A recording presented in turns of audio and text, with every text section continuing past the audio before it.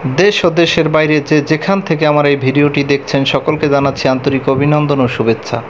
Hello everyone, আসসালামু আলাইকুম। আশা করি সকলেই ভালো আছেন। আজকে আপনাদের জন্য একটা রেসিপি নিয়ে এসেছি, চিকেন কর্ন স্যুপ রেসিপি।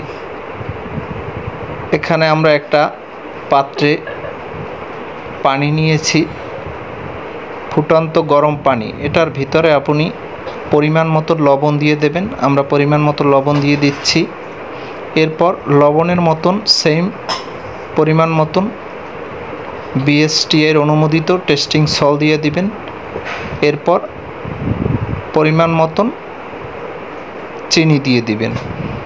এটা দেওয়ার পর ভালোভাবে এটা নেড়েচেড়ে নেবেন যেন এগুলো সব পানির সাথে গলে মিশে যায়।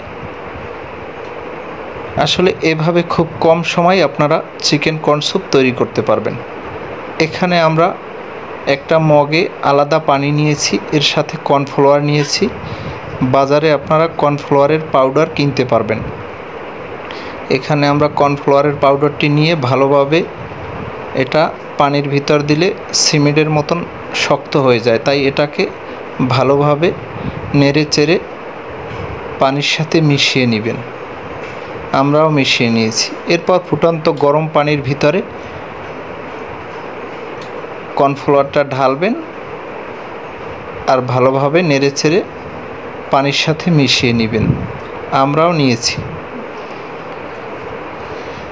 এরপর আপনি একটা ডিম নেবেন, একটা দুইটা যার যার প্রয়োজন পরিমাণ মতো নিতে পারেন। আমরা একটা ডিম নিয়েছি, ডিমটাকে ভালোভাবে ফেটে নিয়েছি। এরপর আপনার স্যুপের ভিতরে ডিমটা দিয়ে দিবেন।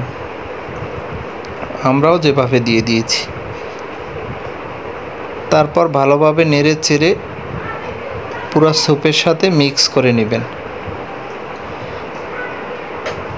আমরাও পুরো স্যুপের সাথে ডিমটা মিক্স করে নিয়েছি। এই দেখেন স্যুপের যে কি সুন্দর একটা কালার আসছে।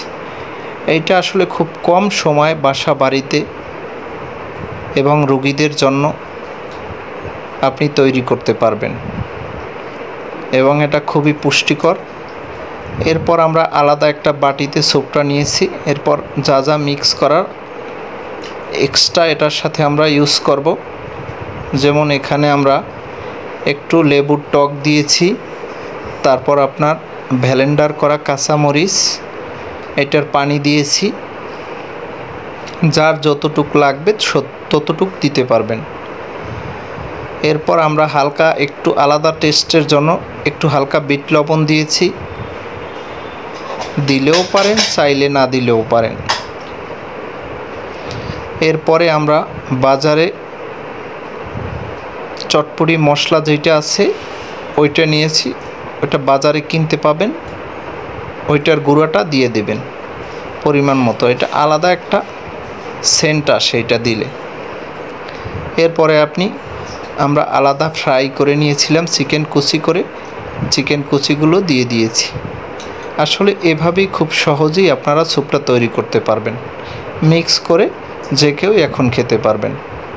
ভিডিওটি ভালো লাগলে লাইক কমেন্ট দিয়ে আপনার মতামত জানিয়ে দেবেন এবং তৈরি করতে চাইলে টাইমলাইনে শেয়ার দিয়ে রেখে দিতে পারেন, দেখেই যেন তৈরি করতে পারেন। আজকের মতো এখান থেকেই বিদায় নিচ্ছি। দেখা হবে নতুন কোনো ভিডিওতে। সে পর্যন্ত সবাই ভালো থাকবেন, সুস্থ থাকবেন। আল্লাহ হাফেজ।